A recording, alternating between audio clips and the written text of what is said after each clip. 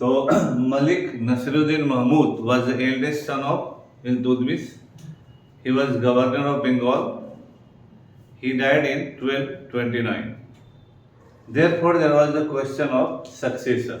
उसके लिए बड़ी समस्या हो गई कि उसका उत्तराधिकारी कौन बनेगा, है ना। और अब उसके पास जो भी बेटे थे थोड़ा निकम्मा टाइप के बेटे थे। यहीं पर सवाल आता है रजिया का, है ना। रजिया उसकी बेटी थी और इस्लाम में महिला को शासिका बनने का कोई धार्मिक सैंक्शन नहीं था। अब सवाल यह है कि जब मरेगा इल्तुतमिश तो रजिया बनेगी नहीं, उसका जो बचा हुआ बड़ा बेटा है वही रुकनुद्दीन फिरोज शाह बनेगा। लेकिन why there is a question of Razia, why so much controversy has been attached Razia के सक्सेशन के बारे में। तो अब ये माना जाता है कि क्या इल्तुतमिश ने अपने जीवित रहते हुए रजिया को अपना उत्तराधिकारी नॉमिनेट किया था। अगर इल्तुतमिश ने रजिया को अपना उत्तराधिकारी नॉमिनेट किया तो फिर रुकनुद्दीन फिरोज शाह किन परिस्थितियों में सुल्तान बन गया। तो दोनों में से आखिर सत्य क्या है। इतिहासकारों ने विशेषकर जो हबीब एंड निजामी है, comprehensive history of medieval India है, क्योंकि एक बड़े ऑथेंटिक हिस्टोरियन मेडिवल इंडिया के हैं वो दोनों लोग। उन लोगों ने कहा है कि नहीं, जब नसीरुद्दीन महमूद मरा तो Iltutmish was very much practical. He knew that कि रुकनुद्दीन फिरोज और others are not so much capable, वो लोग उतने योग्य नहीं है। तो he did nominate Razia as his successor. ऐसा हम किस आधार पर कहते हैं। और अगर इल्तुतमिश ने रजिया को अपना उत्तराधिकारी नॉमिनेट किया तो निश्चित रूप से यह एक डेयरिंग डिसीजन था, निर्भीक निर्णय था, क्योंकि मध्यकाल है जहाँ समाज दकियानूसी है, उसमें भी इस्लामिक समाज है, जहाँ महिला को टॉप पोस्ट देने की धार्मिक सैंक्शन भी नहीं है। वैसी परिस्थिति में अगर हम लोग देखें कि इल्तुतमिश ने अगर रजिया को नॉमिनेट किया है तो again he is defying the religious and traditional sanctions of Islam. तो वह कितना कट्टर था और कितना नहीं था, या भारत के प्रारंभिक मुस्लिम सुल्तान भारत में कितनी कट्टरता निभा रहे थे, यह भी है क्योंकि वह स्थापित इस्लामिक नियमों के अगेंस्ट जा रहा था। He was nominating Razia defying the basic principles of Islam. और इसका आधार क्या है। इसका आधार यह है कि जब ग्वालियर अभियान पर जा रहा था, जब Iltutmish when he was going on Gwalior campaign, तो उसने राजधानी का प्रशासन का जिम्मेदारी रजिया को सौंप दिया था। नियम यह है कि जब भी राजा राजधानी से बाहर जाता है, जो उत्तराधिकारी होता है उसी को राजधानी की जिम्मेदारी दी जाती है। तो that is a proof, that is a fact कि when Iltutmish went for the Gwalior campaign, उसने रजिया को राजधानी का इंचार्ज बनाया 1232 में, 1232, है ना। तो एक किताब है मशरिक़े ममलकत। मशरिक़े ममलकत में वर्णन है कि ताजुल मुल्क मोहम्मद दबीर, ताजुल मुल्क मोहम्मद दबीर को इल्तुतमिश ने मनोनयन नॉमिनेशन पेपर तैयार करने के लिए कहा इन फेवर ऑफ रजिया। तो इट हैज बीन मेंशन्ड कि रजिया को उसने अपना उत्तराधिकारी बनाने के लिए नॉमिनेशन पेपर तैयार करवाया। उसके तुर्क अमीरों ने जरूर सवाल किया कि जब बेटा लोग है तो why is nominating his daughter as the successor. Iltutmish ने उन लोगों को अपना जवाब दिया और उस समय सुल्तान ने कहा कि मेरे पास और कोई विकल्प नहीं है, क्योंकि इस राजवंश को आगे ले जाने का कैपेसिटी, योग्यता रजिया के पास है ना।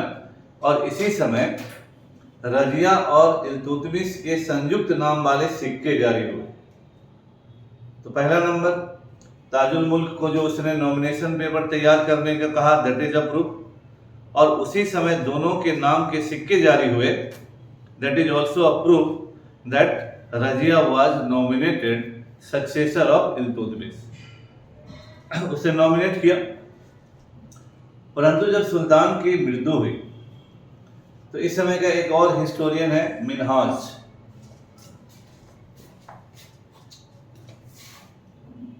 मिनहाज ए सिराज, मिनहाज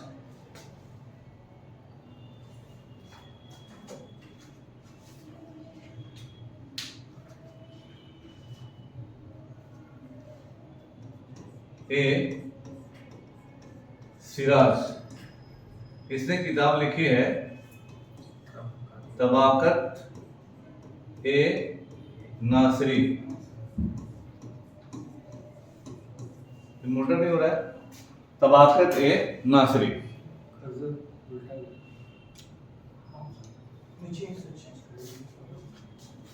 तबाकत ए नासरी जो किताब है, लेफ्ट में से क्लिक करके ऊपर वाले, अब उसको भी थोड़ा क्लिक कर दें, ज्यादा हो गया बस।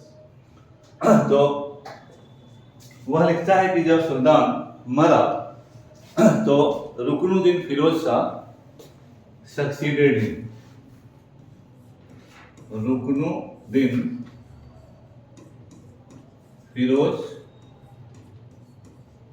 शाह उसका उत्तराधिकारी बना, है ना। ये भी मिनहाज सिराज लिखे रहेगा। और रुकनुद्दीन फिरोज शाह का कोई विरोध नहीं हुआ दरबार में। he was not opposed by anyone. Succession was very peaceful and he succeeded him. अब सवाल ये है कि was the nomination of Iltutmish defied? अगर हम लोग ये पढ़ते हैं कि 1232 के आसपास ताजुल मुल्क दबीर को इल्तुतमिश ने नॉमिनेशन पेपर तैयार करने के लिए कहा और नॉमिनेशन पेपर तैयार हुआ, लेकिन रुकनुद्दीन फिरोज शाह इतने शांतिपूर्वक, without any opposition, even Razia did not came forward to oppose at that time, इतना पीसफुल ट्रांजिशन कैसे हो गया? अब ये भी एक सवाल होता है। फिर कुछ लोग कहते हैं कि probably in the last years of his rain Iltutmish ने अपना मनोनयन पत्र बदल दिया, क्योंकि वो एक ट्रेडिशनल समाज था जहां लोगों ने दबाव डाला होगा, घर के लोगों ने भी, अन्य लोगों ने भी, कि बेटा के रहते हुए बेटी को क्यों अपना उत्तराधिकारी बनाइएगा। तो जब एक वह मध्यकाल का समाज है, जब आज लोग बेटा बेटी में फर्क करते हैं तो मध्यकालीन है। आज बेटी को पढ़ाने के समय लगता है कि पैसा बर्बाद हो रहा है, बेटा लफारी भी है तो पैसा इन्वेस्टमेंट किया जाता है कि हो सकता है लौटा देवे, बन जाएगा कुछ तो दहेज के रूप में वापस ले लेंगे। लेकिन बेटियों में वर्थ इन्वेस्टमेंट लोग नहीं मानते हैं, अधिकांश लोग, कुछ लोग मानते हैं, तभी लोग पढ़ते हैं। तो प्रोबेबली यह माना जाता है कि जिस तरह से पीसफुल ट्रांजिशन हुआ, अपने जीवन के अंतिम काल में इल्तुतमिश ने अपने मनोनयन पत्र में बदलाव कर दिया and he took the decision in favour of his son. इसलिए जो मेल डोमिनेंट सोसाइटी का जो मेंटेलिटी होता है, that prevail upon the sagacity of Iltutmish, है ना, ये ऐसा माना जाता है। इसके भी कई प्रमाण हैं। जब इल्तुतमिश लाहौर से वापस आ रहा था अपने अंतिम अभियान में, when he was returning back, Ruknuddin Firoz Shah को वो लाहौर से अपने साथ वापस लेते आए। यानी कोई नज़दीकी दिखा रहा होगा तभी वह वापस लेते आया, और अंतिम अभियान में लग रहा होगा कि अब मरने का मेरा टाइम हो गया है। मिनहाज सिराज लिखता है कि जो भी इल्तुतमिश के बचे हुए बच्चे थे, संतान थे, Ruknuddin Firoz Shah was the eldest one. सबसे बड़ा रुकनुद्दीन फिरोज शाह था, तो बड़ा बेटा ही बनेगा, उस सिद्धांत के अनुसार रुकनुद्दीन फिरोज शाह फिट कर रहा था उस सिस्टम में। इसी तरह से इस समय फिर से, जैसे हम लोगों ने कहा कि 1232 में इल्तुतमिश ने रजिया के साथ सिक्के जारी किए, तो इस समय रुकनुद्दीन फिरोज शाह के साथ इल्तुतमिश के सिक्के जारी हुए। तो अगर रुकनुद्दीन फिरोज शाह को अपना उत्तराधिकारी नियुक्त नहीं किया होता तो उसके साथ सिक्का नहीं जारी हुआ होता, है ना। तो ये भी प्रमाण है कि उसने अपना मनोनयन पत्र बदल दिया। और जिस तरह से तुर्क अधिकारियों ने रुकनुद्दीन फिरोज शाह को अगला राजा मान लिया, इसका सीधा सा मतलब है कि इल्तुतमिश की यही अंतिम इच्छा रही होगी कि रुकनुद्दीन फिरोज शाह ही उसका सक्सेसर हो, है ना। इसीलिए जो बाप बेटा और बेटी में फर्क होता है, वो फर्क यहाँ भी आ गया। Under the it prevailed upon Iltutmish, finally he took the decision in favour of बेटा।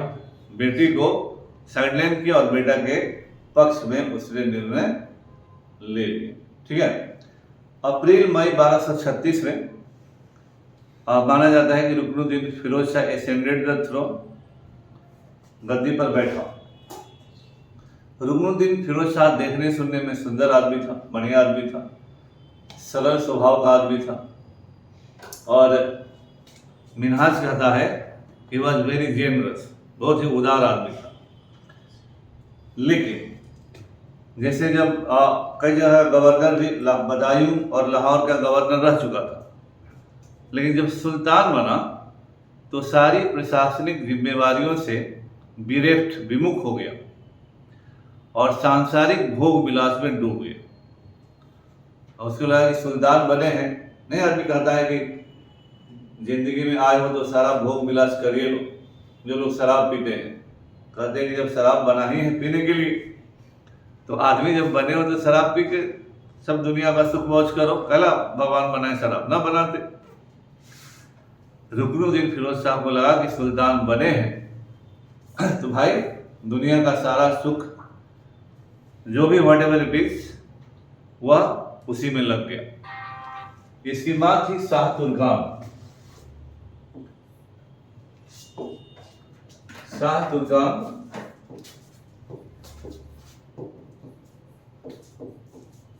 She was mother of Ruknuddin Firoz Shah, है ना। तो रुकनुद्दीन फिरोज शाह की माँ थी, वह एक तुर्क दासी थी। She was a Turkish slave and ultimately Iltutmish married हर, उसने विवाह कर लिया। शी वाज वेरी पावरफुल, वह बहुत ही पावरफुल थी, लेकिन वह अपने बेटे के सत्ता को बचाने के लिए एक तरह से आतंकवादी शासन स्थापित कर दी। और उसे जो भी लगा कि इफ एनीबडी शी थॉट कि he can be against his son, her son, she eliminated him in a cold blood manner, है ना। इसमें इल्तुतमिश के जो भी बचे हुए बच्चे थे, एक एक करके उसने मारना शुरू कर दिया, है ना। इसी क्रम में कुतुबुद्दीन था, इल्तुतमिश का बेटा, उसको अंधा कर दिया गया और फिर मार दिया गया। इसी तरह से मलिक गयासुद्दीन मोहम्मद शाह, इल्तुतमिश का एक अन्य बेटा था। He was governor in Awadh, he rebelled and he was also killed. Malik Muizuddin Mohammad Salari Badaun का इक्तादार था, ही रिबेल्ड। मलिक सैफुद्दीन कूची मुल्तान का इक्तदार था, ही रिबेल्ड। मलिक अलाउद्दीन जानी लाहौर का इक्तदार था, ही रिबेल्ड। और निजामुद्दीन जुनैदी बहुत ही पावरफुल आदमी है, आगे भी रहेगा, वह प्रधानमंत्री था, वजीर था, ही ऑल्सो रिबेल्ड, है ना। इतने सारे लोगों ने रिबेल कर दिया। अब दरबार में बहुत सारे जो घरेलू दास थे जो और ताजिक दास, पीछे की क्लास में बताए थे, ताजिक दास थे और घरेलू दास थे, who were loyal to Iltutmish. एक दिन दरबार में इन सबों की सामूहिक हत्या करवा दी। तो दरबार में एकदम आतंक का माहौल हो गया, दिल्ली में आतंक का माहौल हो गया और सभी लोग शाह तुर्कान के खिलाफ हो गए। किसी को पता नहीं था कि अगला नंबर किसका आएगा। जिस पर भी थोड़ा भी संदेह होता था, शाह तुर्कान उसको मरवा देती थी। 2-4-5 महीने में ही एकदम से पूरी तरह दिल्ली जो है त्रस्त हो गया। दरबार में किसी को बैठने में डर लगता था कि कब किसका नंबर, कब किसका गर्दन काट दिया जाए। इसके कारण पूरे राज्य में विद्रोह का माहौल बन गया, है ना। तो Ruknuddin Firoz Shah himself came out of the capital और विद्रोह को दबाने के लिए चला, है ना। क्योंकि जितने भी नाम बोले आपको हम, वो मुल्तान है, लाहौर है, बदायूं है, सब जगह विद्रोह हो रहा था, सारे इक़्तिदार विद्रोह कर रहे थे। तो सुल्तान स्वयं निकला। तो जब राजा राजधानी से बाहर चला, दिल्ली में माहौल आतंक का था, जनता शाह तुर्कान से त्रस्त थी, दरबार के लोग शाह तुर्कान के आतंकवादी शासन के साए में थे, है ना। तो अब इसी का फायदा रजिया ने उठाया। अब यहां से जब हम देखेंगे कि रजिया कितनी बुद्धिमान थी और समय और परिस्थितियों का फायदा उठाने का, जिसके पास बुद्धि तेज होगी वही यह काम कर सकता। फ्राइडे पीरियड जो आपको बार बार बताया, शुक्रवार का दिन उसने चुना। दोपहर का नमाज दिल्ली के जामे मस्जिद में अदा किया जा रहा था। शी वोर द रेड ड्रेस, लाल कपड़ा पहनने का मतलब था न्याय मांगना। लाल कपड़ा पहना। आज भी आप देखते हैं कि जब भी चुनाव होता है तो नेता लोग फ्राइडे के दिन ही मस्जिद में पहुंचते हैं कि हाँ, एक साथ सभी मुस्लिम लोगों से बिना पैसा खर्च किए एक ही जगह ऑडियंस से भेंट हो जाए, है ना। तो रजिया जो है फ्राइडे के बाद पहुंची। फ्राइडे के दिन जब प्रेयर समाप्त हुआ तो रजिया ने करारा भाषण दिया। उसे इल्तुतमिश के नॉमिनेशन जनता को याद दिलवाया, भावुक अपील किया। She might have a good orator and उसके स्पीच का लाइटनिंग इफेक्ट हुआ जनता पर, और इतना अच्छा इफेक्ट हुआ कि मस्जिद से ही जनता ने कहा कि चलो। सारे लोग, रजिया आगे आगे और जनता पीछे पीछे, और जैसे जैसे रास्ते से महल की तरफ बढ़ी भीड़ बढ़ता चला गया। सीधे रजिया को लेकर भीड़ दरबार में हमला कर दी। दरबार में जाकर लोगों ने रजिया को अपने से गद्दी पर बैठा दिया। शाह तुर्कान वाज अरेस्टेड, उसको अरेस्ट कर लिया गया। सारे दरबारी किंग करते विमुड हो गए, ये क्या हो गया। और it was in itself a unique event in the medieval history, क्योंकि यहां जनता ने रजिया को गद्दी पर बैठाया है। ये क्वाइट अनप्रेसिडेंटेड इवेंट था उस जमाने में, जहां तलवार और धर्म, जाति डिसाइड करता था कि who will be the next ruler. Here it was decided by the people of Delhi. Razia भी बहुत बुद्धिमान थी। When she was seated on the throne, तो वह जनता को एड्रेस की, उसने दिल्ली के जनता को एड्रेस किया। दरबारियों की तरफ देखा भी नहीं, जनता से कहा कि आप लोगों ने मुझे गद्दी पर बैठाया है, जब भी मैं आपके उम्मीदों के अनुरूप काम न करूं, आप मुझे दिल्ली से हटा सकते हैं, इस गद्दी से हटा सकते हैं। ये बहुत ही चालाकीपूर्ण स्टेटमेंट था, यानी she was giving the full authority to the people of Delhi. कहा नहीं थी आपने बनाया है आप ही हटा सकते हैं। It was message to the amirs कि मेरे बनने में तुम्हारा कोई योगदान नहीं, अर्थात मेरे हटाने का हिम्मत भी न करना। यहां से आप देखिए कि रजिया जितनी दिन शासिका रहेगी, दिल्ली में किसी की हिम्मत नहीं होगी कि दिल्ली में रह के रजिया के खिलाफ विद्रोह कर। nobody dared to rebel against Razia in Delhi. तो ये अपने आप में मध्यकाल की यूनिक घटना है जब जनता ने किसी को शासकिया बना दिया हो। और निश्चित रूप से जब रजिया शासकिया बनी तो उस समय का जो भी मुस्लिम समाज था उन्होंने भी बड़ा हृदय दिखाया, they accepted Razia as their rule, है ना। यह भी कोई मामूली घटना नहीं थी। और जब सुल्तान बाहर से लौटा तो दिल्ली के बाहर ही रजिया ने सुल्तान को हरा दिया, रुकनुद्दीन फिरोज शाह को, और बाद में उनको गर्दन काट के कहा कि जाओ पिताजी से भेंट करो, है ना। इस तरह से 6 महीना 28 दिन 6 months 28 days रुकनुद्दीन फिरोज शाह जी गद्दी पर रहे। इसके बाद अपने पिताजी से मिलने चले गए, है ना। जन्नत में दोनों का भेंट मुलाकात हुआ, बोला के तो इतना नालायक आदमी है, अगर आपको पता होता तो तुमको सुल्तान न बनाते। किस तरह से रजिया पर जो भी लोग इधर उधर के आरोप लगाते हैं, रजिया के सुल्तान बनने में ही रजिया की बुद्धि का, हाउ शी वाज इंटेलेक्चुअली अच्छे दर्जे की इंटेलेक्ट थी, उसके अंदर कितनी बुद्धि थी, वह यही घटना बतलाता है कि how she occupied the throne. She took the advantage of the situation, जज किया कि सुल्तान बाहर है, चल दी जनता का सहयोग लेकर। तो निश्चित रूप से दिल्ली सल्तनत में मध्यकाल की यह पहली घटना है जब जनता ने किसी को शासक बनाया, है ना। अपने आप में पहली घटना है।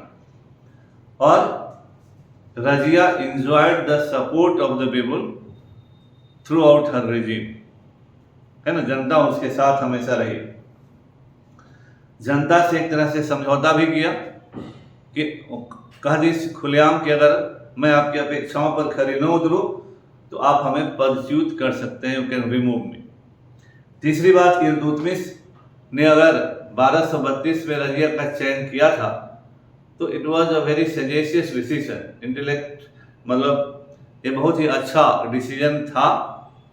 Eight that time Iltutmish was not wrong, he was very much right. लेकिन जब बदल दिया तो भले गलत हुआ हो, लेकिन वो सही डिसीजन उसका था। एक महिला को शासकिया मानकर तुर्कों ने भी थोड़ा विशाल हृदय का परिचय दिया, पुरुषार्थ और संतुलन का परिचय दिया। That should be also accepted on the part of male Turks at that time, because Turkish system is also male dominate system, है ना। लेकिन उन लोगों ने स्वीकार किया। और चूंकि दिल्ली की सेना, अधिकारियों और जनता ने रजिया को राज्यारोहण में सहायता किया था, तो पहली बार प्रांतीय इक्तादार इस पूरी प्रक्रिया से बाहर रहे। यानी शासक के बनने में इक्तादारों का देयर वाज नो रोल, है ना। ये भी एक महत्वपूर्ण बात था। और यह दिखलाता है कि रजिया में शक्ति प्राप्त करने की आकांक्षा थी, हैंकरिंग फॉर पावर। आखिर वहाँ सत्ता में जाने का पावर के प्रति तो लोभ है ही है। इसके अलावा पॉलिटिकल अवेयरनेस, राजनीतिक जागृति काफ़ी थी। और योजना को how to implement the plan, she was very much capable. अपनी योजनाओं को किस तरह से लागू करे इसकी योग्यता उसमें जरूर थी।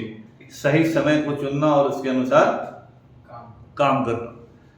मिन्हाज सिराज ने लिखा है कि रजिया, उसमें बादशाहों के अनुकूल सभी प्रशासकीय गुण थे, किंतु उसका नारीत्व ही उसकी सबसे बड़ी और महान अयोग्यता थी। वह उसकी बौद्धिक एवं मानसिक योग्यता के प्रयोग में बाधक बने। लेकिन जो नॉर्मल कहा जाता है कि नारी होने के कारण उसका पतन हुआ, तो ऐसा बात नहीं। ट्रेडिशनल विचार है because she was a female, therefore for that purpose उसका डिक्लाइन हो गया, ठीक है ना। अब रजिया ने क्या किया, तो दरबार में तुर्कदास थे। They were very powerful group in the court. तो रजिया जब शासक बनी तो जानती थी कि गड़बड़ तो होबे करेगा आज न कल, तो हटा दें। नहीं तो उसने हटाना इतना आसान नहीं होता और तुर्क दासों का एक ग्रुप बनाना शुरू किया, नॉन टर्क्स, है ना। तो जब तुर्कों के खिलाफ अतुर्क दास आए तो तुर्कों को लगा कि राज हमारा ये सब कहां से आ रहा है। क्यों? तुर्क अमीर रजिया के खिलाफ हुए। रजिया के खिलाफ इसलिए नहीं हुए कि वो महिला थी। अगर महिला के नाम पर ही होता तो right from the beginning they would have opposed the accession of Razia. वो लोग अथॉरिटी को नहीं मानते। तो नहीं, पहला नंबर क्या था कि जब हम आपको मानिए लिए और उसके बावजूद आप हमारे अधिकारों में कटौती करेंगे तो हमारा सशंकित होना वाजिब है ना। तो जब तुर्कदास they were powerful, she was, they all had come from outside, बाहर के सारे लोग थे तुर्क लोग, they enjoyed the full authority, उनका था कि हमारा राज है। वही अथॉरिटी, इनके अथॉरिटी को रजिया नहीं मानती। हाँ, तो ये वैकल्पिक सिस्टम खड़ा कर रही थी रजिया। कैसे? अकबर ने मुस्लिम अमीरों के खिलाफ राजपूतों को खड़ा किया, तो राजपूत उतने थे संख्या में, पावरफुल थे, तो बैलेंस किया, और अकबर भी उस समय मजबूत था तो उन लोगों को सपोर्ट किया। लेकिन अभी तो सब कुछ बहुत मुश्किल वाला चीज था, स्टेबिलिटी नहीं था, अभी मजबूती नहीं थी। तो तुर्क दासों ने अपने अधिकारों में कटौती होने का विरोध किया और रजिया के इस कदम से वो लोग असंतुष्ट हो गए। तो रजिया के नारी होने के लिए नहीं, जब रजिया ने उनके अधिकारों में कटौती की तो रजिया एक्चुअली चाहती थी, वही चाहती थी जो अकबर चाहता था, कि संतुलन रहे तुर्क और गैर तुर्कों में, ताकि किसी को भी बहुत ज़्यादा डोमिनेट करने का मौका न दिया जाए। यह भी दर्शाता है कि रजिया में पॉलिटिकल सेंस बहुत हाई लेवल का था, है ना। She knew the balancing act. So this action was a balancing act, but it was vehemently opposed by the Turks slaves who enjoyed the full authority, and they also meant कि हमारा राज है, पूरा अधिकार हमारे पास रहना चाहिए, है ना। तो प्रथम जो कठिनाई शुरू हुई, राज्यारोहण के तुरंत बाद मलिक मोहम्मद जानी, कूची, कबीर खान और सलारी जैसे जुनैदी ने विरोध किया, और जानी, कूची, कबीर खान और सलारी ने समर्थन कर दिया, है ना, जुनैदी का। दे ऑल केम अगेंस्ट, सभी तुर्कदास थे और बहुत ही पावरफुल थे। अभी देखेंगे दे वर अपॉइंटेड ऑन डिफरेंट पोस्ट। अब रजिया ने, जैसे रजिया की बहुत बड़ी विशेषता थी कि रजिया मैदान में खुद जाती थी। महिला होने के नाते वो घर में बैठकर डिसीजन नहीं लेती थी और नहीं निर्देशन देती थी, रजिया खुद निकली। और अवध का जो राज्यपाल था मलिक नसीरुद्दीन तामताइसी, है ना, वो कूची को गिरफ्तार कर लिया, जो विद्रोही था वो मर गया। जमुना किनारे रजिया ने अपना कैंप लगाया।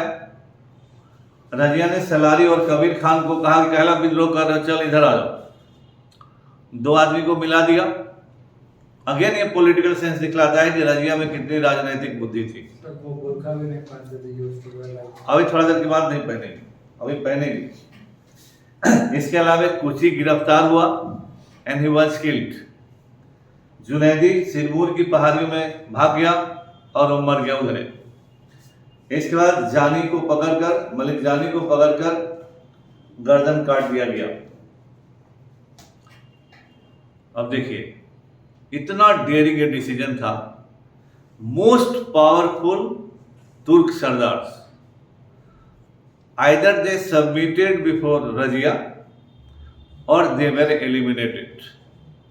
यह कोई मामूली आदमी नहीं कर सकता था, यह किसी कम हृदय वाला, साहस वाले आदमी से संभव नहीं था।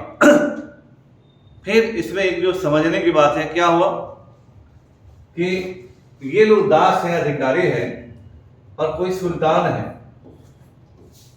तो आप प्रांत के इक्तादार हैं और you dare to interfere in the succession of the sultan and you are eliminated, खत्म कर दिया गया। तो प्रांतीय अधिकारियों के द्वारा केंद्रीय सत्ता में परिवर्तन के विरोध या परिवर्तन में हस्तक्षेप की परंपरा को रजिया ने यही एलिमिनेट कर दिया।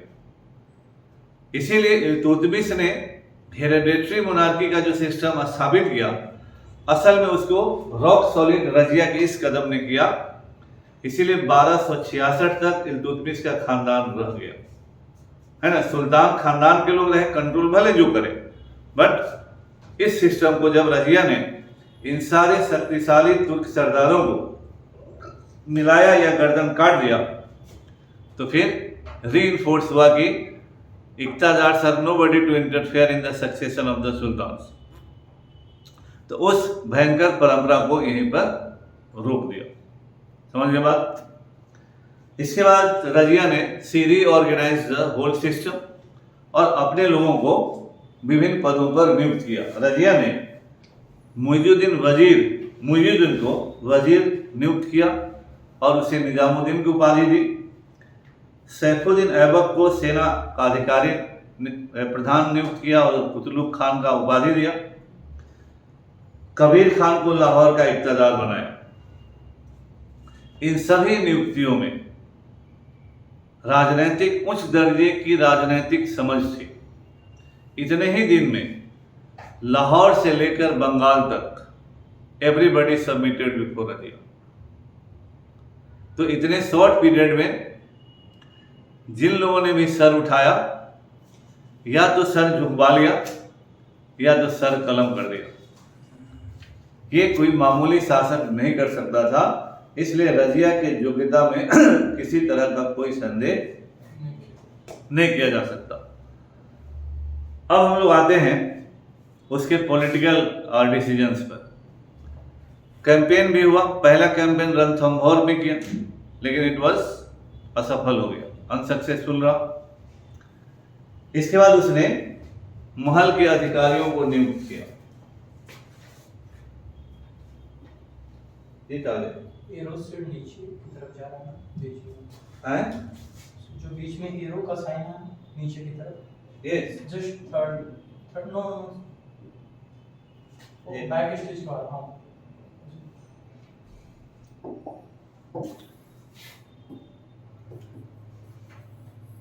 अब जो आप लोग रजिया सुल्तान सिनेमा देखे, नहीं देखे,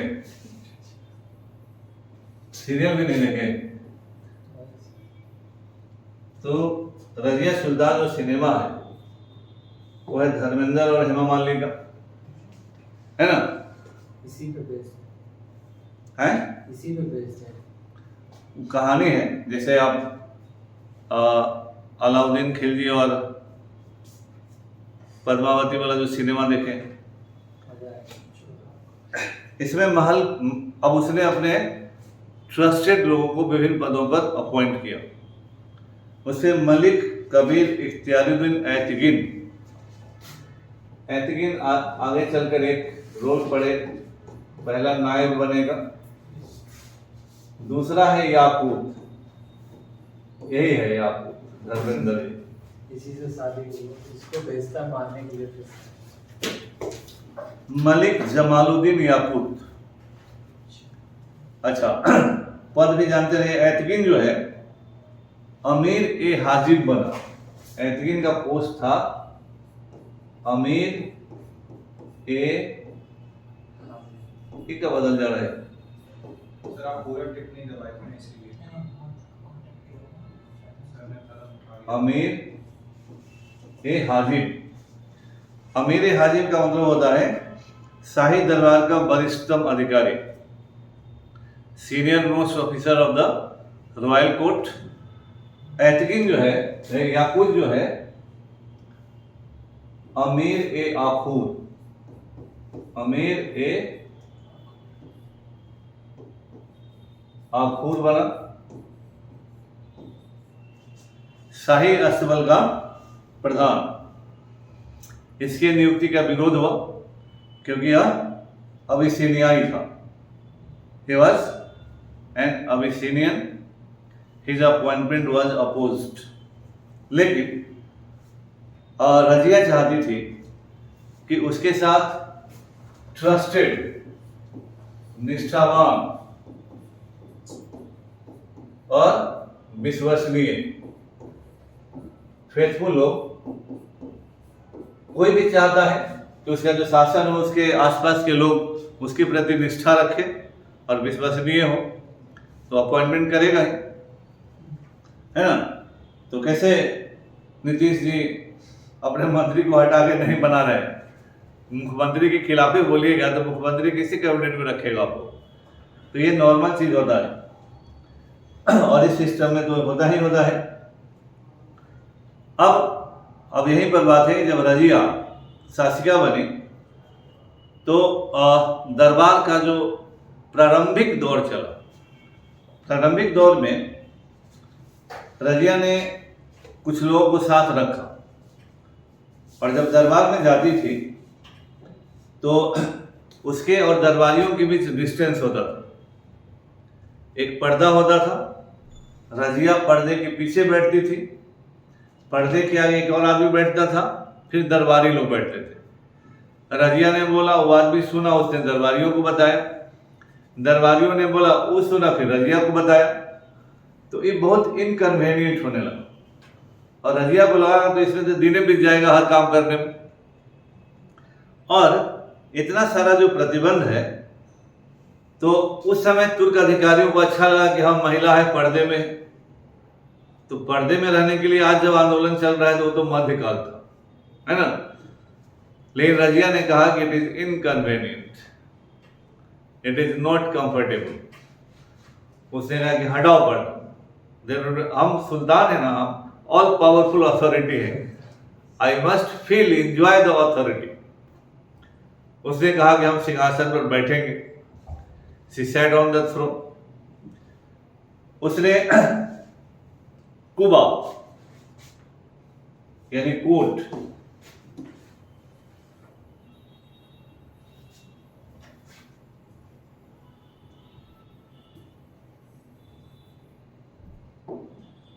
उसने कुबा पहनना शुरू किया, यानी कोट पहनना शुरू किया। उसने कुला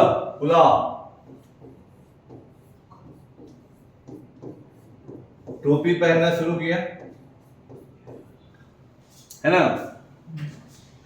और दरबार में सीधे डायरेक्ट बैठने लगे। अब यहां पुरुषों के अहम को ठेस लगा। He is sitting on the throne, directing everybody from the higher authority. आप नीचे बैठे ऑर्डर सुन रहे हैं। तो यहाँ तो मूर्खों पुरुष होता है, वो भी महिला को दाएं बाएं बोलते रहता है, कहा तुम बोलेगी, तुम्हारे बस का बुद्धि है ना, अपने नालायक है तो भी बोलेगा। तो जब ये सब होने लगा तो दरबार में होने लगा फुसूल फुसूल, बताओ तो भला, इस सारा नियम को वायलेट कर रही है, इस तरह से हो रहा है। अब यहीं पर कुछ और बातें होने लगी। अब जब किसी भी आदमी से आपको कोई बदला लेना है, कोई कारण नहीं बनता है तो उसके चरित्र पर आप आरोप लगा देते हैं। It is typical in entire Indian history या वर्ल्ड हिस्ट्री। जब आपको आमने सामने की लड़ाई में आप हार रहे होते हैं तो चरित्र हनन जो है एक इजी तरीका है जिससे किसी को आप चरित्र हनन कर दीजिए, है ना। अब क्वेश्चन क्या था? क्वेश्चन पहला था कि तुर्क दास को रजिया डिफरेंट पोस्ट दे रही थी, याकूत वाज अकूत non Turk, he was given a very high post in the court, दरबार में ऊंचा पद दिया गया। इसके अलावा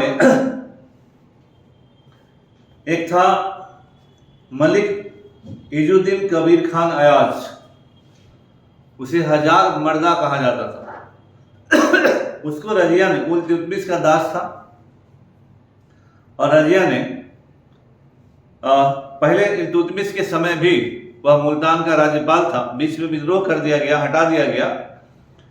ही केम टू रजिया, रजिया के पास आया और रजिया ने फिर से उसे मुल्तान की इक्ता दे दी। लोगों ने कहा कि इसको, जो इल्तुतमिश का दास था, विद्रोह किया और फिर तुमने इसको बना दिया। उसका भी विरोध हुआ, याकूत का विरोध हो ही रहा था, और दरबार में नॉन टर्स और विभिन्न इक्ताओं में इक्तादार राज्यपाल, तो इस तरह से तुर्कों को अपने सत्ता के हाथ से जाता हुआ नजर आ रहा था कि हमारी ताकत जा रही है ना। अब उन्होंने रजिया के पर्सनल व्यवहार को अपना मुद्दा बनाना शुरू किया। इसीलिए जो सब आरोप है उस पर हम लोग बाद में आएंगे, उसको उन लोगों ने इशू बना दिया या अफवाह फैलाने लगे लोगों के बीच। अब लेकिन जितना भी आप विद्रोह करने का प्रयास कर रहे हैं, यू न्यू इट वेल कि nobody can dare to rebel against Razia in Delhi. Delhi में आप कोई आदमी रजिया के खिलाफ विद्रोह नहीं कर सकते। तो क्या करने, और जो इक्तादार हैं प्रांत के, वो सीधे दिल्ली पर हमला करने का भी हिम्मत नहीं कर सकते। रजिया में मिलिट्री कैपेबिलिटी भी बहुत हाई क्वालिटी की थी, और जिस तरह से रजिया ने शुरुआत में ही विभिन्न इक्तादारों का सर कलम कर दिया, तो कोई इक्तादार अकेले हिम्मत नहीं कर सकता था कि वह दिल्ली पर रजिया की अथॉरिटी को चैलेंज करने के लिए हमला करे। तो दिल्ली में विरोध कर नहीं सकते, अकेले कोई इक्तादार विद्रोह कर नहीं सकता। तब इन लोगों ने रास्ता निकाला कि दिल्ली के जो असंतुष्ट अमीर है, they should connive with the iqtadars in any province. किसी भी प्रांत में आप किसी इक्तादार से विरोध समझौता कर लीजिए और आप सारा षड्यंत्र कीजिए और उस इक्तादार से विद्रोह करवा दीजिए। यही काम इन लोगों ने किया। तो दरबार के जो तुर्क अधिकारी थे वो अल्तुनिया से मिल गए, है ना। दरबार में इख्तियारुद्दीन ऐतिगिन, जो अभी बताए थे, ऐतिगिन ने षड्यंत्र किया और सबसे बड़ा अधिकारी था। और अल्तुनिया, जो भटिंडा, इख्तियारुद्दीन अल्तुनिया, उस समय तावर हिंदा कहते थे। अल्तुनिया जो है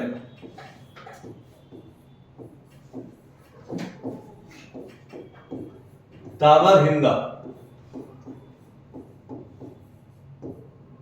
जिसको भटिंडा जो बोलते हैं, यहां का इक्तादार था। और अल्तुनिया जो है बहुत ही नमक हराम निकला। इल्तुतमिश ने अल्तुनिया को सर छत्रदार, इसको इल्तुतमिश ने शाही छत्र धरने वालों का सर छत्रदार बनाया था।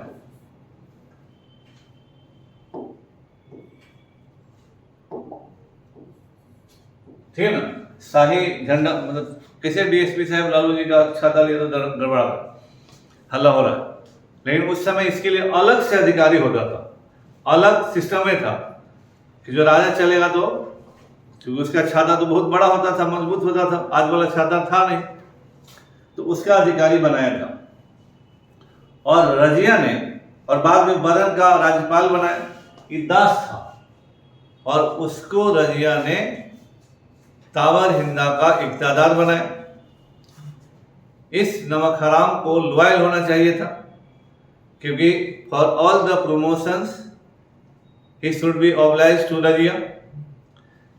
लेकिन कभी मेंस वगैरह में आता है, कृतज्ञता तुर्क दास अधिकारियों का स्वभाव नहीं था। कृतज्ञता, ऐसे तो हर आदमी का यही हालत है ना। लोग नमक हराम ज्यादा होते हैं, कृतज्ञ कम होते हैं। लेकिन उस जमाने में कहा गया कि कृतज्ञता तुर्क दास अधिकारियों का स्वभाव नहीं था। मौका मिलते ही विद्रोह करना उनका काम था। आज के टाइम में टर्की लोग ऐसे। हाँ, इसीलिए अब इतिहास से काम बोला जाए। तो अब एतिगिन जो इतना बड़ा नमक हराम निकला, और ये अल्तुनिया, इन दोनों पर विश्वास करने का हर अधिकार था रजिया को, because for their all promotions and the post they owed their position to Razia. इन दोनों नमक हरामों ने रजिया के खिलाफ षड्यंत्र किया। Etegin came in contact with Altunia, और अल्तुनिया से कहा गया कि तू वहां विद्रोह करो। दे न्यू कि जहां भी विद्रोह होगा Razia will go in person, स्वयं जाएगी। इन लोगों ने क्या किया कि रजिया तो she was very much unaware of everything. अब जिस पर आप विश्वास कर रहे हैं उस पर कैसे कहे कि हमारे खिलाफ करेंगे? ये शरीफ आदमी का लक्षण नहीं होता है। रजिया के साथ जो सेना भेजी गई, उस सेना को यही कह दिया गया था कि the moment you reach Bathinda, Tabarhinda, you have to change your sides.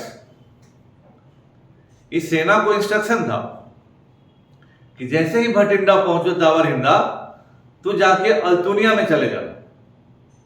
अब Razia will have no time to get the reinforcement from anywhere. अब भटिंडा कोई बोरिंग रोड से इनकम टैक्स चौराहा है नहीं कि बोल दीजिए दौड़ के आओ लो, तो रजिया तो अकेले हो जाएगी। जो उसके पर्सनल गार्ड्स होंगे उतने बचेंगे। तो दिल्ली की सेना उधर चली गई, अल्तुनिया की सेना साथ में है, easily they will capture Razia. यही हुआ, रजिया गई, सेना ने साइड बदल लिया। तब रजिया को लगा कि षड्यंत्र हो गया, and she was captured in prison. अब एतिगिन ने क्या किया कि दिल्ली में जैसे ही उसको खबर मिला कि काम हो गया, तो वैसे ही दिल्ली में मुइजुद्दीन बहराम शाह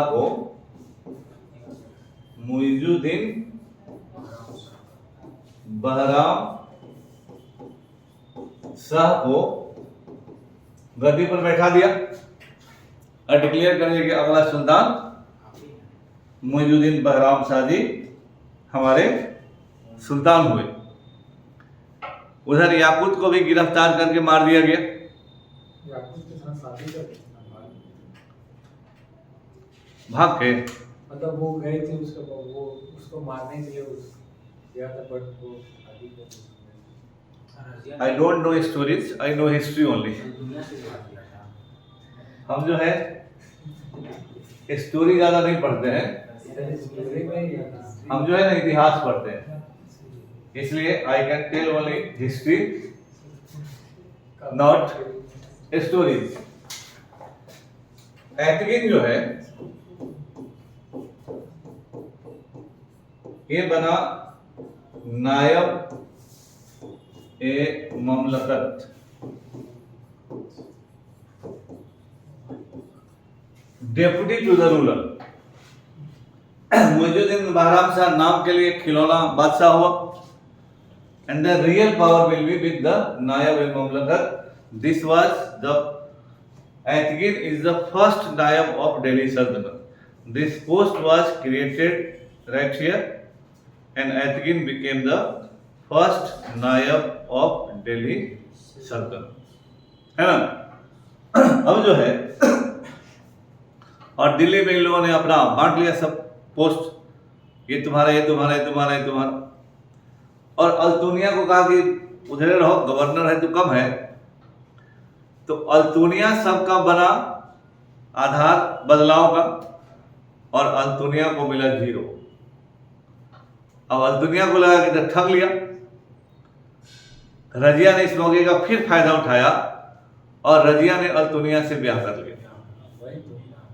याकूत से नहीं, अल्तुनिया से, है ना। तो अल्तुनिया से ब्याह किया, दोनों ने मिलकर दिल्ली पर हमला बोला। लेकिन जब सितारा डूब चुका होता है तो डूब चुका होता है ना। इस तरह से रजिया हार गई और दरबार में क्या हुआ या नहीं हुआ कि कहीं भागते हुए मर गई, केवल उसका कुछ कपड़े उपड़ा मिला तो उसी को दफना कर उसका बना दिया गया है। रियल कैसे मरी इट इज नॉट नोन। 3 वर्ष 6 महीना 6 दिन, 3 years 6 months and 6 days she ruled over। Razia को जो पूरा रिजीम है 1240 इसने दिखलाया कि Razia was the most capable successor of Iltutmish। Therefore, if Iltutmish had taken decision in 1232, it was the most sagacious decision। Razia ने पहली बार शासन की सुविधा के लिए पर्दा त्यागा। रजिया ने तुर्क सामंतों को दबाने के लिए और तुर्क सामंत नॉन टर्क्स का एक ग्रुप बना, एक नया सिस्टम चलाया। लेकिन तुर्कों का रिएक्शन बहुत ही स्तब्धकारी था। इसके बाद विद्रोही प्रांतीय राज्यपाल के साथ जो व्यवहार किया इक़्तिदारों के साथ, वह भी रजिया की योग्यता को दिखलाता है कि Razia knew what how and how what to act. और रजिया के सुल्तान बनने में न धर्म की भूमिका है, न जाति की भूमिका है, न दरबारियों की भूमिका है, न इक़्तिदारों की भूमिका है। यानी किसी बाहरी तत्व की भूमिका के बिना रजिया शासिका बनती। तो यह पुनः दिल्ली सल्तनत में धर्म के उस प्रभाव को निगेट करता है जो लोग धर्म धर्म का नाम चिल्लाते हैं। अब जो अंतिम चीज है, जो कैरेक्टर एसेसिनेशन का बात है, ये जो हमने बनाया मिन्हाज ए Siraj, he was contemporary of Razia. Razia ने मिन्हाज ए सिराज को अपने वहाँ जो शैक्षणिक स्कूल था उसका प्रिंसिपल बनाया था। और मिन्हाज इस तरह की कोई बात नहीं करता है।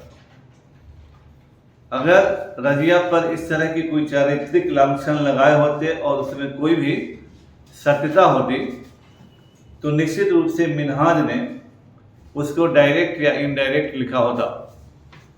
नासिरिया स्कूल था, उसका प्रिंसिपल था मिन्हाज, बनाया था रजिया ने। तो रजिया के बाद भी वो जिंदा रहा। Had something like this Minhaj would have mentioned there is nothing in the contemporary sources. तो जो समकालीन रहा कुछ लिखवे नहीं किया और बाद के लोगों ने वाहवाही लूटी। अब याकूत जो था अस्त्रशाला का अधिकारी है। अब हो सकता है अब घोड़ा पर उसको चढ़ना है और वह अधिकारी है, तो हो सकता है चढ़ने के क्रम में हाथ पकड़ा हो, चढ़ा हो। उतरने के क्रम में लोग पकड़ता नहीं, हाँ आसानी से कोई उतर जाए, आसानी से कोई चढ़ जाए। बात किया, हंस के बात किया तो लोगों ने क्या बोलते बात का बतंगर बनाया। क्योंकि रजिया पर इस तरह के किसी भी समकालीन इतिहासकारों ने कुछ भी नहीं लिखा है। बाद के लोगों ने रजिया की योग्यता को अंडरमाइन करने के लिए उसके चरित्र हनन का प्रयास किया है। और वाई रजिया वाज रिमूव्ड, अगर आप किसी के खिलाफ कोई एक्शन लेते हैं, भले आप गलत रहें, आप सामने वाले को गलत साबित करना चाहते हैं। आप घरे पर ना पढ़ेगा, बोले कि सरे ना पढ़ाए, तो हम बार बार कहते हैं। ये तो बढ़िया सगल होता है ना स्टूडेंट का कि हम पढ़ाई नहीं हुआ तो इसीलिए फेल कर गए। अपने रोड पर घूमे कि डांस देखे कि घूमे, पार्क घूमे कि सिनेमा देखे, तो नहीं बोलिएगा बाबू भाई से। तो एक जनरल एक्सक्यूज रजिया के खिलाफ चरित्र हनन का है। इसका कोई ऑथेंटिक हिस्टोरिकल प्रमाण नहीं है। इसीलिए रजिया पर लगाए गए तमाम आरोप